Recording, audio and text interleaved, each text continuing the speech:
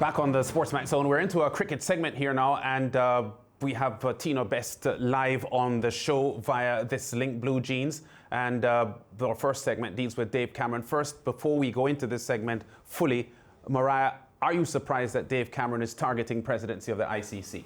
No, I'm actually not surprised at all. I didn't think that was the end of him for cricket at all. Oh, you didn't think so? No, I knew he would resurface, and I think the people that obviously, they saw something in him, and that's why he's being brought to the forefront. So not a surprise from me. Tino Best, any surprise from your end that Dave Cameron is pursuing ICC's chairman spot? No, not surprised whatsoever, Lance and Mariah. Obviously, they've got people that think that he's a good man for the job, or think that he's a person that can make a big change. And I think that at the end of the day, it's up to West Indies Cricket Board to support him. If they don't, you can't be vexed with him because of all the whole bad blood between them and the past president and the new president. So at the end of the day, if it was up to me, I would support him. But at the end of the day, it's not my decision. So it's just my opinion. If I don't support him or you support him, it's not up to us. It's up to the ICC to accept him. So I will wish him good luck. Like I will wish any human being. I wish nothing but good energy and great things for every human being on earth. So I have no malice or no hate in my heart for anyone whatsoever. So I wish every human being, including Mr. Cameron, all the best in their endeavors. Okay, all right, well, here's the deal then. It has surfaced in the past week that former Cricket West Indies President Dave Cameron has raised his hand in a bid to become the next International Cricket Council chairman. Cameron was recommended for the World Cricket's top post following an endorsement from the USA's Cricket Hall of Fame. Now, ousted as the CWI president by Ricky Skerritt in March of last year, Cameron is now seeking support from that current body in his bid to become ICC chairman. And the CWI CEO, Johnny Grave, confirmed this week that they have received an official letter from Cameron seeking their backing. In the meantime, CWI Vice President Dr. Kishore Shallow spoke unfavorably of Cameron's bid on nationwide radio in Jamaica this week. The ICC announced in the past 24 hours too that Chairman Shashank Manohar of India has officially stepped down after 2 terms in charge, and Deputy Chairman Imran Khawaja of Singapore is appointed as an interim chairperson until a successor is elected. Now, the process for the election is expected to be approved by the ICC board within the next week, we're told. Joining us now to discuss this and other current cricketing topics, veteran commentator Joseph Reds Pereira. Joseph Reds Pereira, welcome to the SportsMax Zone. Great to have you on the show. Yes, well, thanks for inviting me on the show, Lance. And good afternoon to our potential netballer from Trinidad who missed out. Joseph, you wouldn't drop that, right? All right, Reds, let's get right to the meat of the matter. Dave Cameron, apparently very serious here in his bid for an ICC spot, has come as a surprise to many. What's your take on this bid by him before we talk about whether the CWI would support him or not? Well, I think this bid that we read about has surfaced in the last couple of weeks. I think before that, and I slightly disagree with Mara. I mean, she thought he would definitely come back. All of a sudden, we have seen the return and the interest of Dave Cameron to serve at another level. So I don't believe that I saw that, in my crystal ball that he was going to come back. But certainly, he's got the nomination, he's got the backing, and we will see basically where it goes from here.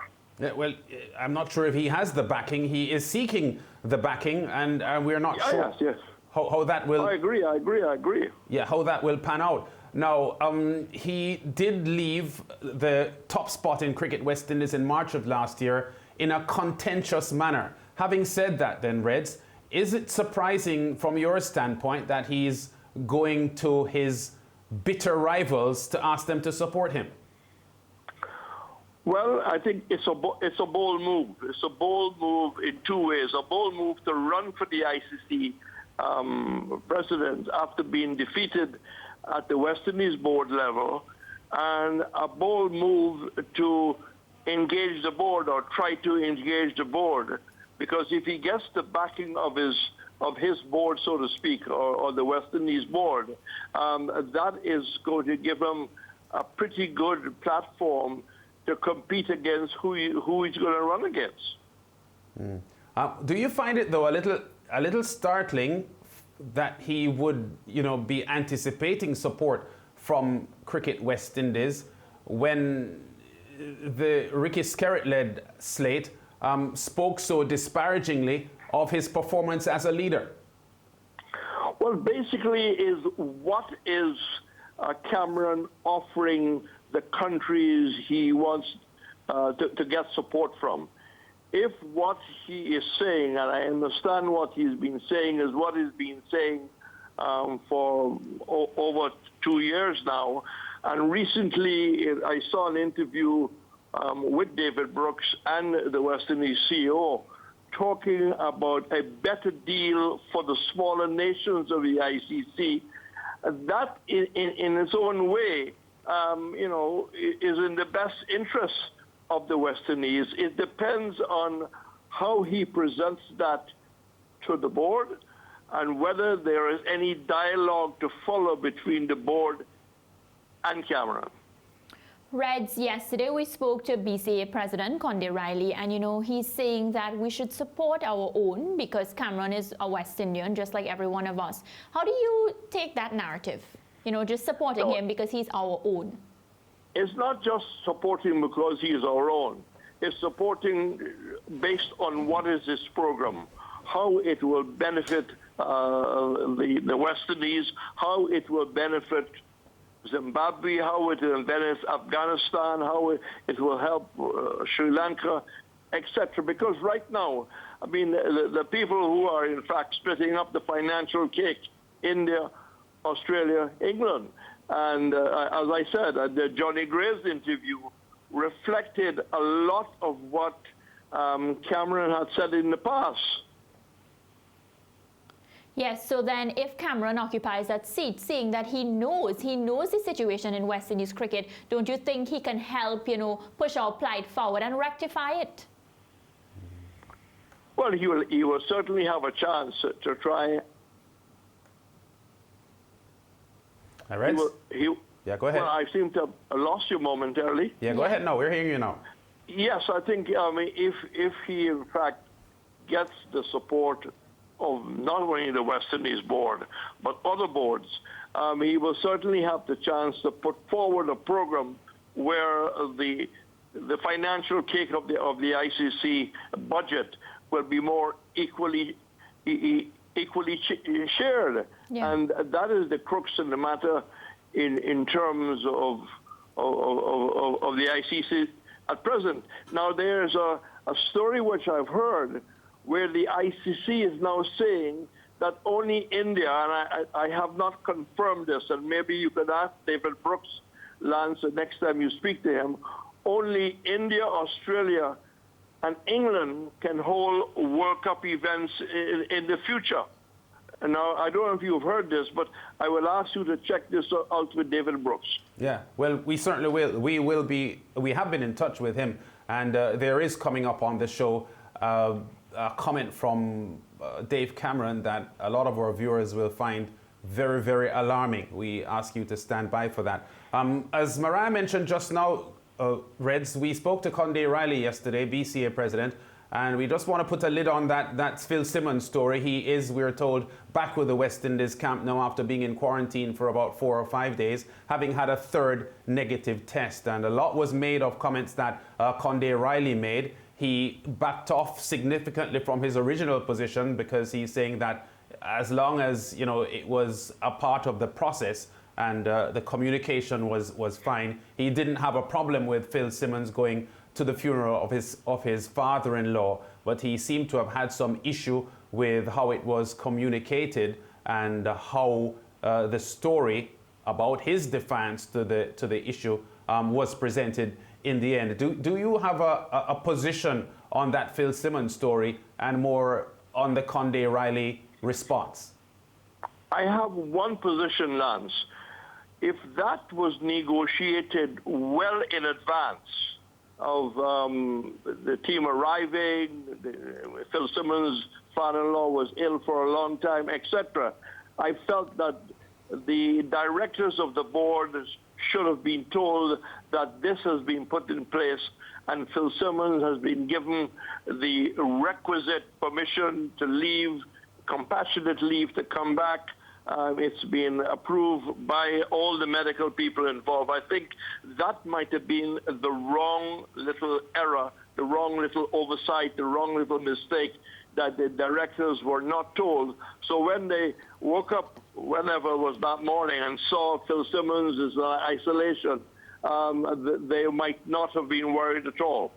Yeah, I think that was Conde's position, that it took him by surprise and he sort of jumped the gun in criticizing. But one thing he said yesterday that we have to qualify, he was critical of the Cricinfo story, which he suggested didn't, say some of what he said. And the Cricinfo story did in fact say that he said if this was true, and he had suggested in the interview yesterday that critical parts of what he had said were not mentioned in the Cricinfo story. But the Cricinfo story was a pretty complete and thorough story that said that it was an email from him to the board, and that he did ask the question if it was true, if he was hearing what was true, then he wouldn't have had a problem in the final decision that they made.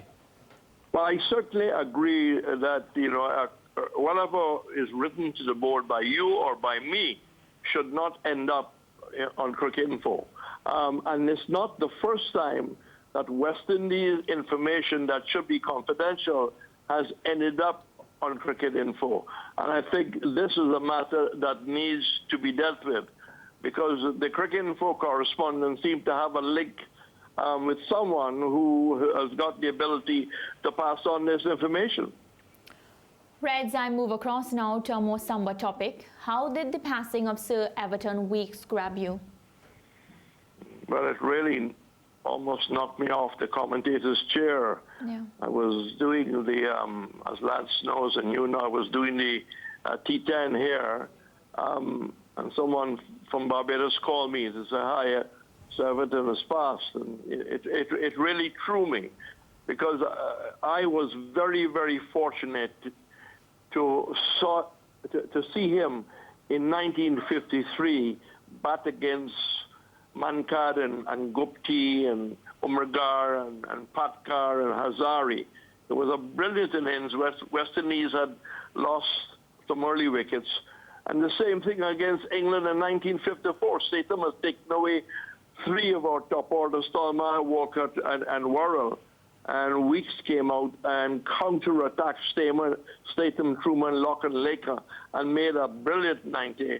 And against a strong Australian team in 55, again he looked the part. I mean, totally a world-class player.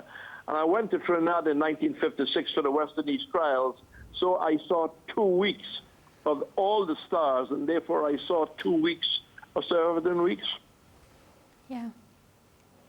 Well, of course, we've been getting a lot of condolences, messages about Sir Everton, and I think nobody had anything bad to say about him. We spoke about his records, we spoke about how he touched the lives of so many different people. Well, Reds, before we go, just one comment on the West Indies squad. That you've been watching them in their intra-squad practice matches. A sign of some good things to come? Well, I would have liked to see a third opener in the squad. I really would have liked to see a third of the squad. And I think De Silva has put his hands in the air. Yes. With, in this game, 189 runs without getting out. And yet we have tied ourselves into a batting order which includes Bonner and Blackwood, who have not gotten any runs. And I would have liked to see maybe a 16 name with either a third opener or another middle order batsman in it. I think we have maybe made an error there. On the question of the team balance, that as everybody been saying, the bowling should hold its own, and the batting is the weak area. I mean, we've got to hope that we can get a start, as Clive Lloyd has been saying, concentrate, graft. But if the West Indies win the toss, I do not want the West Indies to bat first. Let England do the front running. Let England decide if they're making runs, how far they want to make the runs, how fast they want to make the runs. I would want to see the West Indies batting first in the opening test. But I do believe we were missing a third opener in the squad, and I think De Silva should have had some consideration. Well, Reds, thank you so much. It's always a delight to chat with you here on the SportsMax Zone. We look forward to talking to you again. Okay, and good afternoon to all. Thank you. Of course, Joseph Reds Pereira, our regional cricket commentator. So, Lance, we just heard from Reds, and of course, Reds had a lot to say about the Dave Cameron bid to become the ICC chairman. Anything that jumped out at you? Oh, not really. The thing that jumped out most at me today is something that Dave Cameron said, which we will get to, in a little while from now. Yeah, let's hear from Tino. Tino?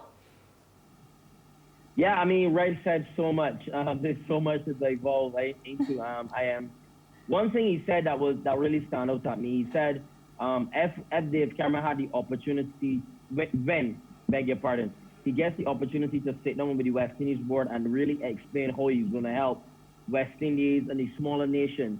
I think if they are happy as a board with what he's trying to do, I think they should support him.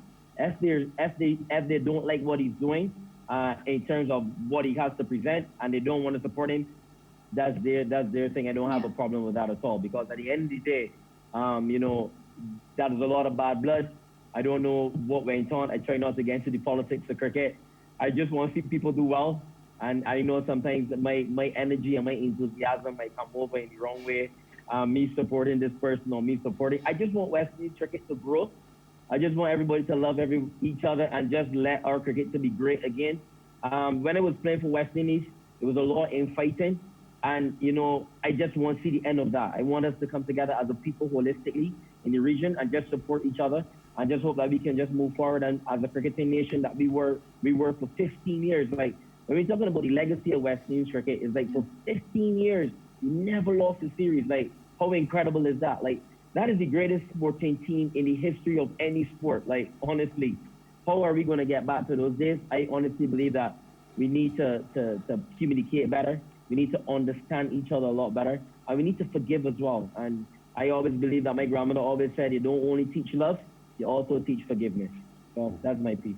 Profound words there from Tino LeBertram Best. Our England-based correspondent, David Brooke, chatted with ex-cricket West Indies boss Dave Cameron regarding his bid to become the next ICC chairman. Cameron, in the interview, boldly said he would be surprised if Cricket West Indies does not support his nomination. So why is it then, Dave, that that there's some doubt as to whether Cricket West Indies will support your candidacy, given the importance of having a West Indian at the head of world cricket? Why is it that, Dr. Kishore Shallow, the vice president on Mason and Guests on radio in Barbados, said that if it was left to him, he would not support you. And I found that surprising, that Cricket West Indies would not want a West Indian in that position, particularly one who's been working so recently for the benefit of West Indies cricket. Well, I will leave you to answer that one, David. I can't actually, and I don't want to get into that, but I would be surprised if Cricket West Indies didn't support the nomination just on the basis that you just spoke about. Well, it seems certainly important that West Indies cricket gets a voice at that top table. I'm sure everyone would agree with that. And what interests me is that the new regime under President Skerritt has made it clear its preference for West Indian coaches. Indeed, Toby Radford was let go, I think for that reason, batting coach. So regional coaches. So therefore, why not a West Indian? Yeah, why not a West Indian chairman? Exactly. So you've answered your question. Yeah. Yeah, so there were the Cameron comments that startled me when I heard it, because Tino and Mariah, the fact is, just about a year and a half ago, or a year and 4 months ago, the Ricky Skerritt administration, which is now in charge of West Indies cricket, ripped Cameron's leadership style apart and were anxious to get rid of Dave Cameron so that West Indies cricket would flourish. So why then, less than a year and a half after that, they would consider him a person that is worthy of leading not just Caribbean cricket, but world cricket? I find it shocking that Dave Cameron is saying he would be surprised if they don't support him. I think Cameron is being very smart in his answer, and I also think that he's using reverse psychology. Why would he come out and say that they will not vote for him? Cameron is being the kind of person, he's being optimistic, and he's actually saying, you know what, I believe that you all will vote for me. So he's already putting it out there, and he's right in the sense that he's saying, why wouldn't they want him to be a voice on the table? Like, why would you not want a West Indian voice? So what he's doing is he's separating all the external things, all the problems, and he's saying, look at me as a voice. I'm going to be representing the West Indies at that big table. Yeah, but we've always, Tina, tried to separate sport from politics, which doesn't really happen. I heard Mariah just now. What are your views on that? Well, Mariah was right on the ball, man. Honestly, like she was right on point. Like he's putting it out there. Like one thing you can't fault Dave Cameron for is he's either very confident or he's very ignorant. Honestly, yeah. Two things. All right, but I think that Dave Cameron is kind of saying to them like, yeah, the same thing you said, Mariah. Like, why wouldn't you want me at the table? But I think that the way that he presents his voice at the meeting with the West Indies board in trying to get their nomination. If he can bring something to the table that's going to help West Indies cricket tremendously and try to take the monopoly away from those big three, the Indias, the Australia, and the England, in terms of that big pie, as you guys said in the previous conversation, I think that West Indies will support him. If not, they don't like what he has to say, I think that he's not going to get that nomination, and I think he might just wither away, and it will be disappointing. But at the end of the day, guys, you know, it's so much bad blood between these guys, like the board and Cameron and with players, with administration, and it just comes down to what he has to offer if he is in charge of the ICC. What can he offer West Indies cricket? I think that is the biggest question that everyone is waiting to see if West Indies nominated, depending on the meeting that he has with them. Yeah, all right. Well said, Tino. And ICC will be discussing within the next week the process of replacing the ICC chairman who stepped down today. And Tino, in some of his pronouncements just now, sounded pretty similar to Enoch Lewis, the big man of Leeward Islands cricket, who told Antigua Observer Radio this week that he isn't ready to make a comment yet on Dave Cameron's bid until he sees what his plans are and if in fact what his strategy will be to benefit Caribbean cricket. As far as he's concerned, that is where the issue is. But unlike Mariah, I'm shocked at Dave Cameron's resurfacing, because I think that there are huge numbers of people in the Caribbean who were very happy to see him go, and it's pretty brave on his part to be making this kind of bid to resurface, not only as a top man in regional administration, but certainly on a global scale. We still have to look back at what happened today in the final day of the intra-squad practice match for the West Indies at Old Trafford. We go to that after the break.